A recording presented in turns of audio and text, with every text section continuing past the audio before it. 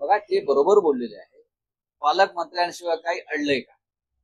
ते काय चुकीचं बोलले. मुळात सरकार या राज्याचे मंत्रिमंडळ आहे त्यांच्याशिवाय काय अडलेलं नाही. मंत्री कामच करत नाहीये.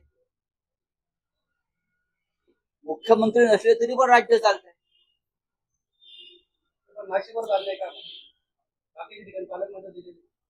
जे बाकीच्या ठिकाणी जे पालकमंत्री आहेत ते काय दिवे लावते एकदा बघून घ्या.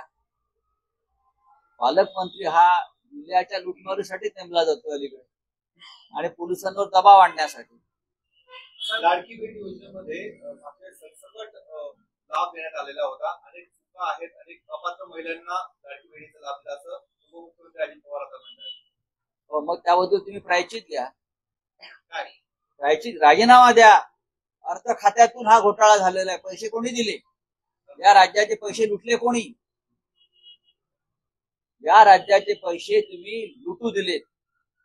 लाडक्या बहिणींनी नाही तर लाडक्या भावांनी नावं बदलून महिलांची आपली म्हणजे आपली स्वतःची नावं बदलून हा लाभ घेतलेला आहे. हजारो कोटी रुपयांचा, शेकडो कोटी रुपयांचा सरकारी कर्मचाऱ्यांनी हा लाभ घेतला आणि तुम्ही तो घेऊ दिला. तुम्ही छाननी केली नाही. तुम्हाला माहिती आहे पण तुम्हाला मतं पाहिजे होती आणि अर्थ खात्याच्या माध्यमातून ही लूट झाली संपूर्ण. त्याचं प्रायश्चित कोणी घेतला पाहिजे हे काय सांगतायत? साहेब रायगडचा मुद्दा आहे. त्या ठिकाणी सुनील तटकरे महेंद्र सोडवणे यांच्यामध्ये वाद रंगलेला आहे. जरी टीका केली जाते सुनील तटकरेंनी भ्रष्टाचार केलेला आहे. तुमचं काय म्हणणं आहे याच्यावरती मी मत कसं करावं? त्या पालकमंत्री पदावरनं हा सगळा वाद रंगलेला आहे. त्यांचे नेते इथे येणार आहेत ना. नेत्यांना विचारा प्रश्न.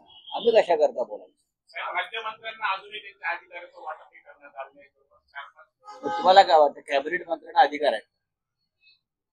विचारा. राज्यमंत्र्यांना नाही म्हणून तुम्ही प्रश्न विचारताय. या राज्याच्या कॅबिनेट मंत्र्यांना सुद्धा अधिकार नाही. तुम्ही तिकडे केंद्रात सुद्धा नाही आणि राज्यात सुद्धा नाही.